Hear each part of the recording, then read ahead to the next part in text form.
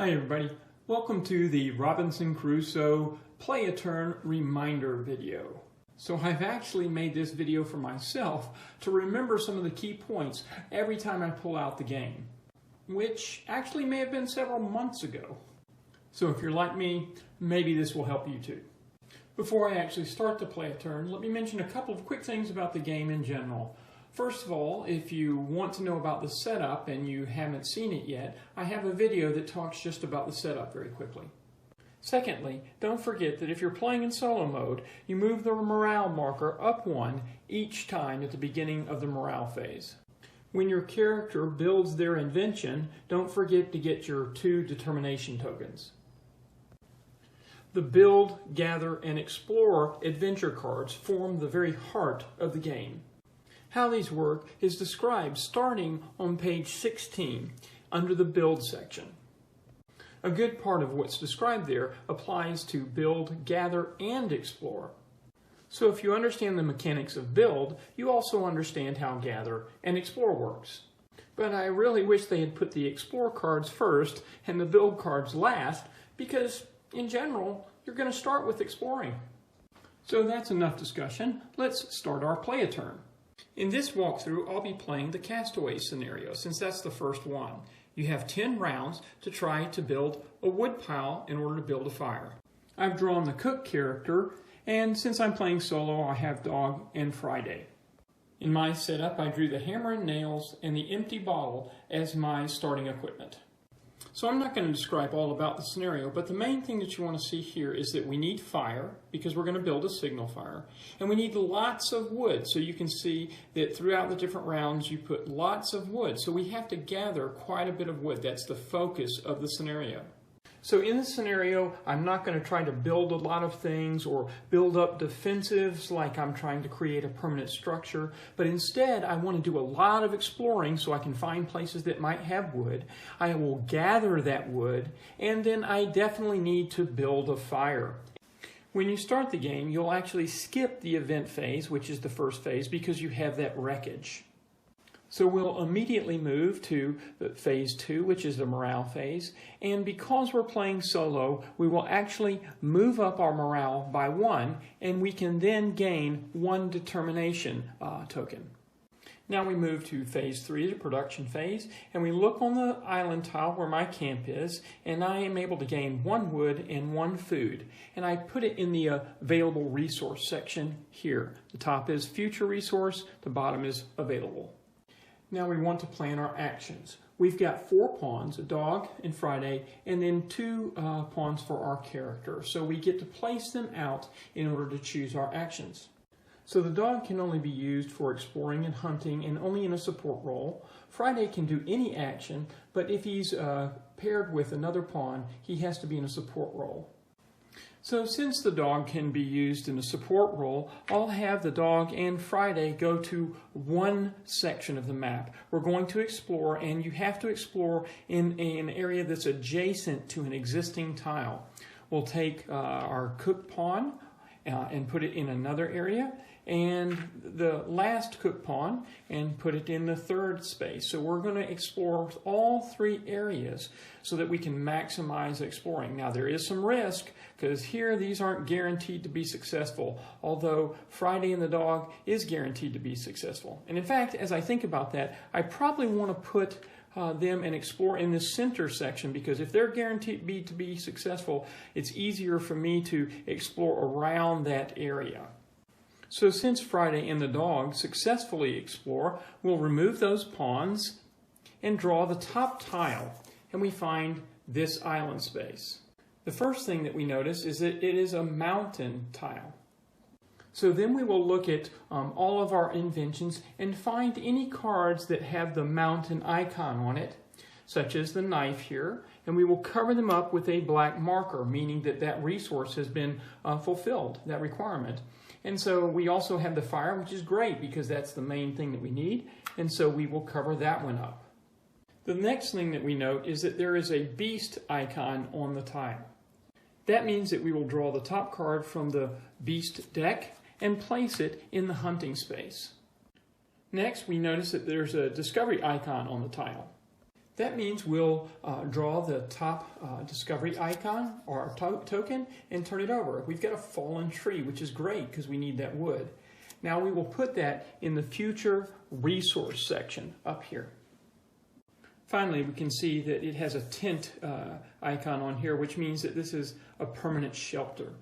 Okay, so we place the tile down on the board and decide to resolve one of these other spaces. So I'll start with this cook over here and roll the dice.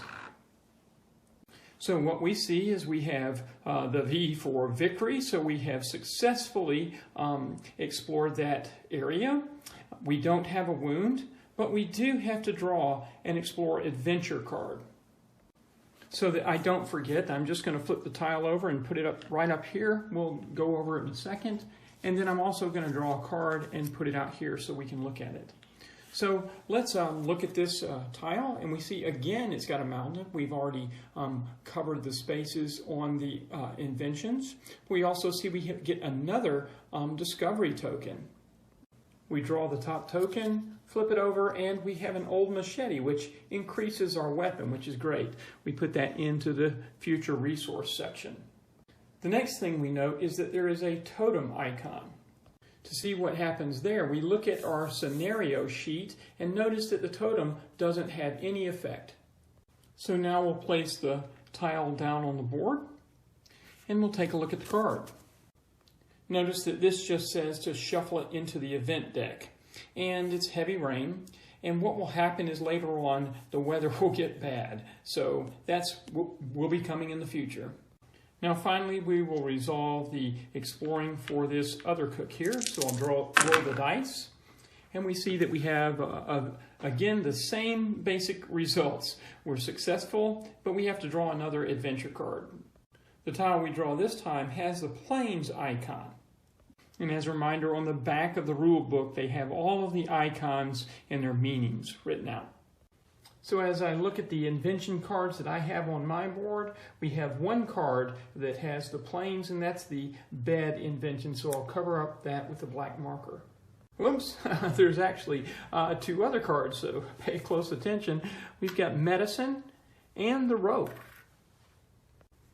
We see that we have a totem, which we've already shown has no effect, and we have another discovery icon here.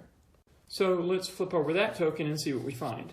Ah, another fallen tree. That is great. This is aligning exactly with what we want in this scenario. Now, if you've never played Robinson Crusoe, don't expect these good events to continue. We've been very lucky so far. Okay, so we have been successful. We don't have any wounds. And we do have to draw another adventure card in the exploration cards. So we have Shrine and Nightmares. Now the Shrine tells us that we can either discard this card or we can draw a mystery card and resolve a treasure, only the treasure. And then we shuffle this back into the event deck. So essentially this card is allowing us to get something good now, but then there's some bad effects that happen later. So what I'm going to do is I'm just going to discard this card. So all of our actions have been resolved. But in the future, just to let you know, you can rearrange the camp, and so you can get some discovery tokens and increase your morale, and you can rest, which increases your health. Now the action phase ends here, and after that there will be the weather phase and the night phase. But before we get there, we need to end the action phase, which basically means that we take the future resources and move them to available. Now in the future resources area, we've got two fallen trees and we have an old hatchet. Fallen trees and food need to be converted immediately, so we will do that. So that gives us 2 wood in our available area. Now as I look at that, it reminds me that I kind of made a mistake. In the castaways, we have to build these different piles of wood, but we can't do them all in the same round. So we need to do them in successive rounds. And so really, I should have placed that wood at the beginning of my action phase. That's when you build these wood piles. I should have placed that 1 wood to build this 1 pile. Now the hatchet I could bring down into the available area, but we can also convert treasures into their permanent place. So here we're going to upgrade our weapon, put that plus symbol there. Now we've come to the weather phase, and we don't have any tokens there, which is great. And fortunately, in the castaway scenario, we don't have to deal with the weather dice until round number 4. So there's nothing to do there. Now we have to go to the night phase, and there is something to do there. The first thing that we need to do in the night phase is to eat.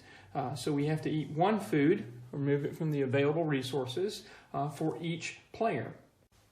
Friday doesn't need to eat, and neither does the dog. So we just need to feed one character, the cook. Now, if we didn't have enough food, the cook would suffer 2 wounds. The next thing we want to do in the night phase is determine whether or not we want to move our camp. And by the way, the night phase is described on page 23 of the rulebook. So as I look at the tiles, this one has wood, so I've got 3 areas of wood. Moving to this area is a really good one because I want to continue to be able to explore if I need to. And then if I move here, all of these other tiles will be very close so I can gather wood from them, and we have a permanent shelter there. Boy, this is just like really going well. So I will move my camp over to this tile. Now, if you move your camp, it does affect the roof and palisades. Read page 23 to see the details of your particular situation. Now, while we were on the beach, we didn't have natural shelter, and we hadn't built a shelter, so as a result, we would have suffered a wound. But because we moved to this tile that has a natural shelter, we don't have to suffer that wound. One really important point to note here is that if we had any remaining perishable food here in the available area, that would have to be discarded. But fortunately, we don't have any of that, so we don't need to worry about that. We also don't have any markers on special character abilities. So the last thing is just to move the round marker to round 2.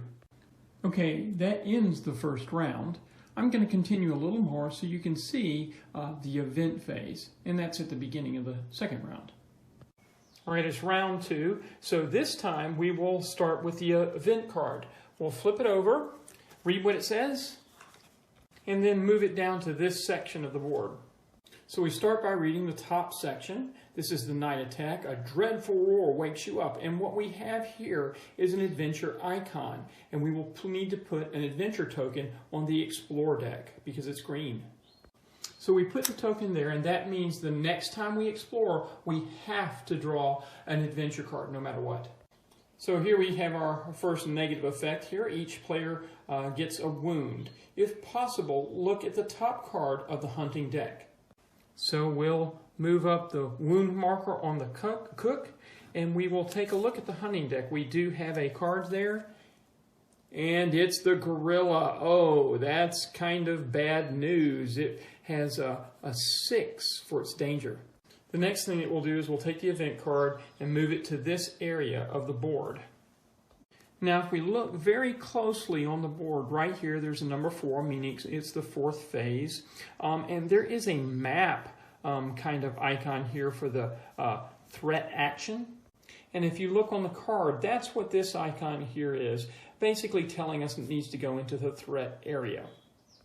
Now, since there's a card already there, the food crates, it needs to move over to the left. And then we place the new event card right here on the right side. If there had been a card here, it would move off of the board, and the negative effect would take effect here. So that's when you might want to resolve these so that you don't have to experience the negative effect. So that's the basics of gameplay in Robinson Crusoe. I hope that's been helpful. If you want to see the rest of round 2, check out the next video that's linked here.